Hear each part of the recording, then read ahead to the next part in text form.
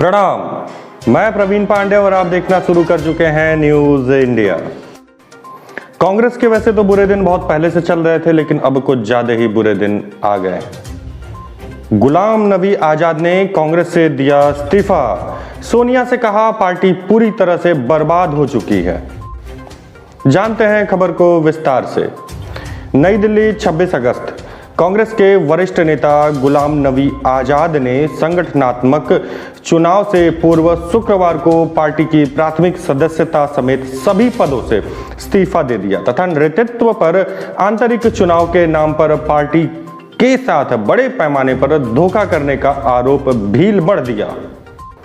आजाद के इस्तीफे को पहले से ही समस्याओं का सामना कर रही कांग्रेस पार्टी पर एक और आघात माना जा रहा है। पूर्व में कई बड़े नेता पार्टी छोड़ चुके हैं, जिसमें कपिल सिब्बल, अश्विनी कुमार आदि शामिल हैं।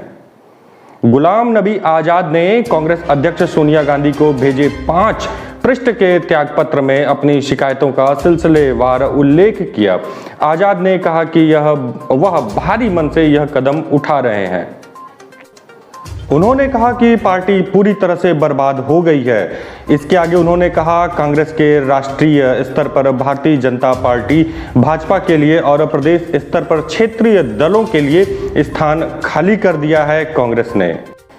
आजाद ने आरोप लगाया यह सब इसलिए हुआ क्योंकि बीते 8 वर्षों में नेतृत्व ने एक ऐसे व्यक्ति को पार्टी पर थोपने का प्रयास किया जो खुद ही गंभीर नहीं था।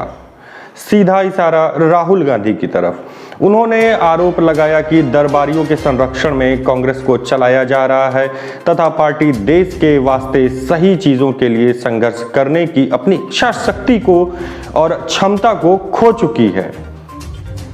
पार्टी में बदलाव की मांग करने वाले G23 समूह का हिस्सा रहे आजाद ने कहा, इसलिए खेदपूर्वक और बेहद भारी मन से मैं भारतीय राष्ट्रीय कांग्रेस के साथ अपने करीब 50 वर्ष के संबंध को समाप्त करने का फैसला कर रहा हूं। मैं भारतीय राष्ट्रीय कांग्रेस की प्राथमिक सदस्यता सहित सभी पदों से त्यागपत्र देता हूं।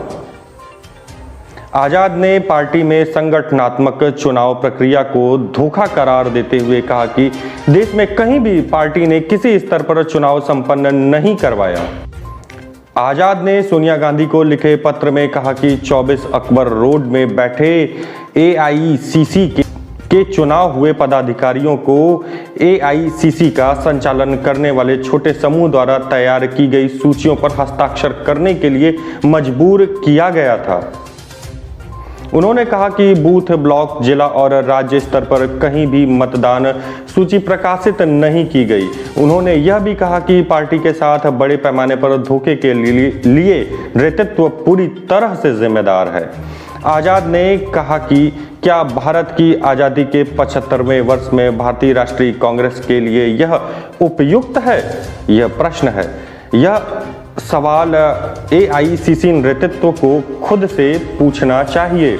उन्होंने कहा कि पार्टी को भारत जोड़ो यात्रा से पहले कांग्रेस जोड़ो यात्रा निकालनी चाहिए थी। आजाद ने कहा कि दुर्भाग्य से कांग्रेस की स्थिति इस स्तर पर पहुंच गई है कि वापसी का रास्ता नहीं दिख रहा है। उन्होंने आरोप लगाया कि पार्टी की कमजोरियों पर ध्यान दिलाने के लिए पत्र लिखने वाले 23 नेताओं को अपशब्द कहे गए, उन्हें अपमानित किया गया, नीचा दिखाया गया। आजाद पार्टी के G23 समूह के प्रमुख सदस्य रहे हैं। हाल ही में उन्होंने जम्मू कश्मीर उत्तर प्रदेश कांग्रेस कमेटी की चुनाव अभियान समिति के प्रमुख पद से इस्तीफा दे दिया था।